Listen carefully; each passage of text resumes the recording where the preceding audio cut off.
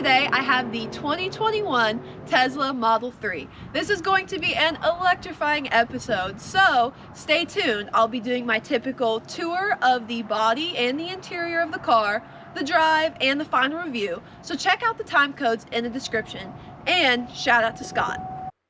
The long-range Model 3 was produced in 2018. The Model 3 was marketed as a more affordable option compared to previous Teslas. It made history as the first electric car to pass 1 million sales. This 2021 all-wheel drive Model 3 is entirely stock except for the wheels and mud flaps, which I will discuss shortly. Notice there's no grille, helping reduce the drag coefficient. There's 9 cameras, one of which isn't enabled. Let's look at the motor. Oh wait, that's not how these electric cars work. The Tesla is a dual motor. The motor is an interior permanent magnet, or IPM, synchronous rear, and an induction motor front. It makes 346 horsepower and 376 pound-foot of torque.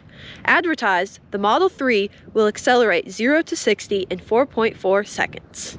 I'd say that sounds like a silent killer. You can also decrease that 0 to 60 time by about half a second if you want to spring for the extra juice. The owner changed the stock aero wheels to these lug nut covers. Here are what the stock wheels look like. The owner states he drives approximately 320 miles on a full charge. This battery pack is larger than the standard model. When you charge at home, a full AC charge from 10 to 90% will take about 6.5 hours.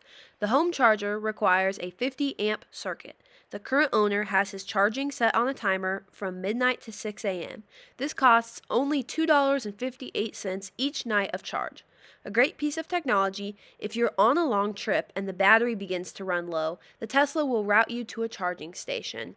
This is what the charging station looks like.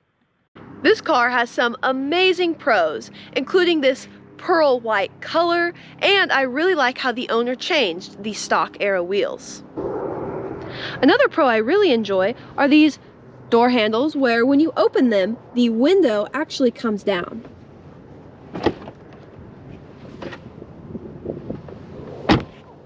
The only con for me that may not be a con for other people is the lack of those exhaust pipes. I like looking at them.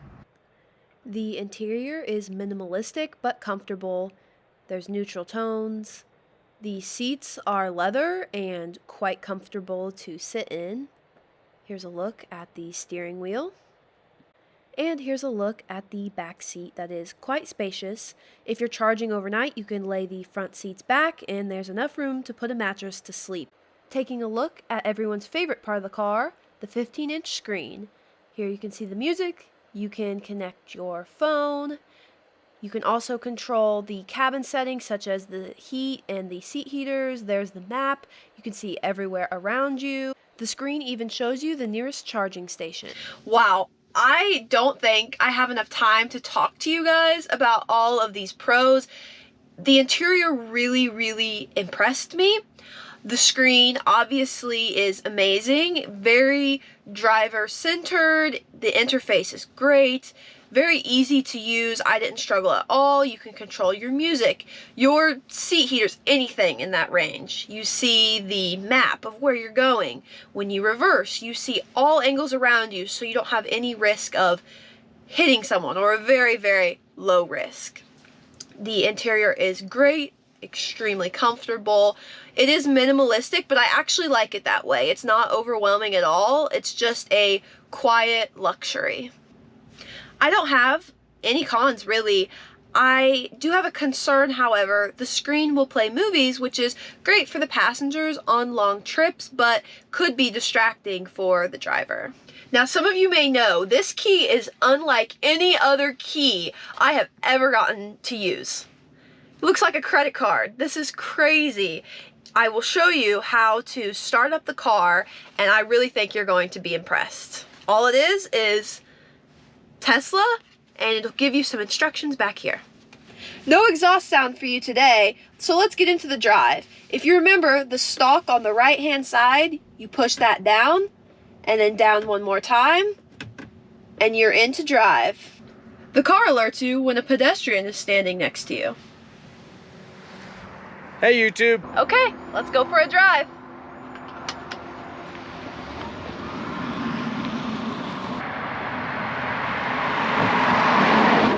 So, on my first impression, acceleration is immediate. The regenerative braking is a new feature that I haven't personally been able to experience yet, so it would take some getting used to for me, but I can see how that is a real power saver. I'm very comfortable while I'm driving.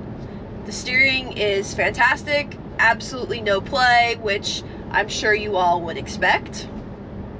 Other than that, the screen is great. I can see exactly where I'm going on the map, which I will show you here shortly. And the cameras are also very nice. Speaking on that comfort, while I had said earlier this is a quiet luxury, I kind of feel like I'm in my living room here. I feel right at home, and it doesn't even feel like you're driving at all. It's very silent inside the cabin of the car. Now I will show you a reverse.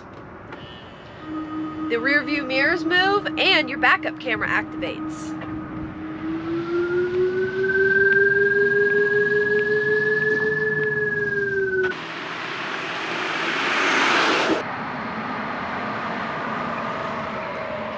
That was really enjoyable. Let's head back for the final review.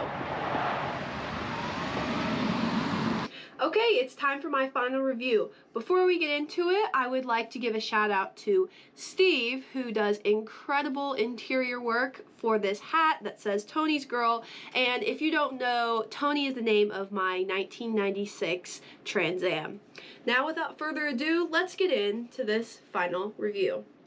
Performance, 8.9 out of 10. The only reason I deducted some points from this car was because of the lack of V8 sound. However, I was pretty impressed with how well this Tesla performs. Of course, it is all-wheel drive, so I'm sure the performance would go down on a rear-wheel drive Tesla. Aesthetics, 8 out of 10. I'm sure some people would rate this a little bit higher. I found it to be very sharp. There are key features of the car that stand out to you. It's not a complete shocker, but with these electric cars being so new, they do tend to stand out. Comfort, 8.7 out of 10. As I had said when I showed you all the interior, it is very comfortable, it is minimalistic, so if you're into a little more spice in your interior, this may not be for you, but I really enjoyed it, and it is, again, a quiet luxury. Fun factor, 7 out of 10. Again, I'm a V8 girl, so I need to hear that sound, but it is quite fun to drive. You accelerate much quicker than I would have anticipated, honestly. Practicality, 8.5 out of 10. Now this varies depending on your location. So for the owner, this is a 10 out of 10.